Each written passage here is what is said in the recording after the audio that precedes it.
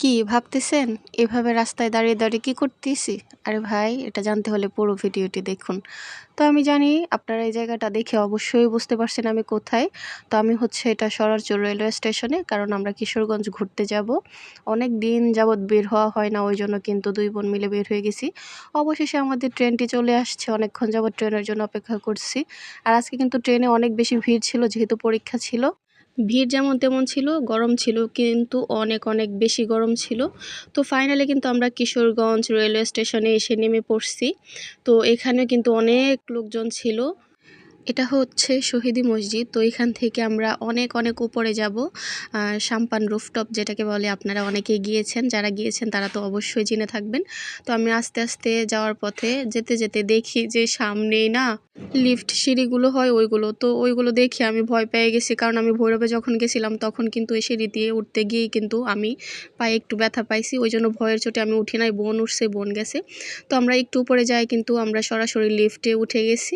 তো ওইখান থেকে কিন্তু আমরা একদম উপরে চলে যাব। আর এখান থেকে এত সুন্দর ভিউটা আপনারা দেখতে পাচ্ছেন। আমরা কিন্তু আছি এখানে বর্তমানে ১১ তলায় আছি।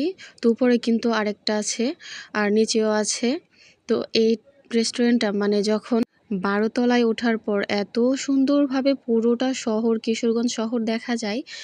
ভাবতেও কেমন জানি লাগে। এত উঁচুতে পুরো শহরটাই খুব কাছ থেকে দেখার জন্য কিন্তু এখানে অবশ্যই যেতে পারেন। আর এখানে কিন্তু যে ১১ তলাটা হয়, এখানে কিন্তু সৌন্দর্যের জন্য কত সুন্দর একটা সাম্পান নৌকো এখানে রাখা হয়েছে।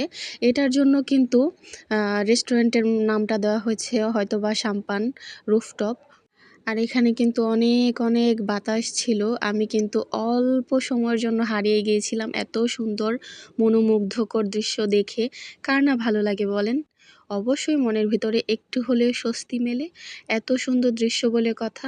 আর এখানে কিন্তু সারাক্ষণ ভিড় লেগেই থাকে। বিশেষ করে পুরো শহরটা দেখার জন্য কিন্তু এই সুন্দর রেস্টুরেন্টের থেকে পারফেক্ট আর কিছু হতেই পারে না।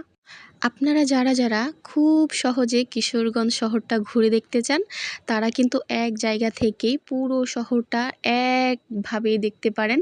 কোথাও আপনাদের যাওয়ার দরকার নেই। এক জায়গা হতেই কিন্তু আপনারা পুরো শহরটা সুন্দরভাবে দেখে নিতে পারেন, যেমনটা আমি দেখেছি। আমার তো একদম আসতেই ইচ্ছে হচ্ছিল না। এত মজার বাতাস, বাতাসের মধ্যে দাঁড়িয়ে থাকতে অনেক ভালো লাগতেছিল। আর এই রেস্টুরেন্টটাতে কিন্তু সারাক্ষণই মানুষ আসা যাওয়া করে। সবসময় মানুষে ভরপুর থাকে। আসলে এই রেস্টুরেন্টটা হচ্ছে বর্তমানে ভাইরাল একটা রেস্টুরেন্ট। এটা কিন্তু অনেকেই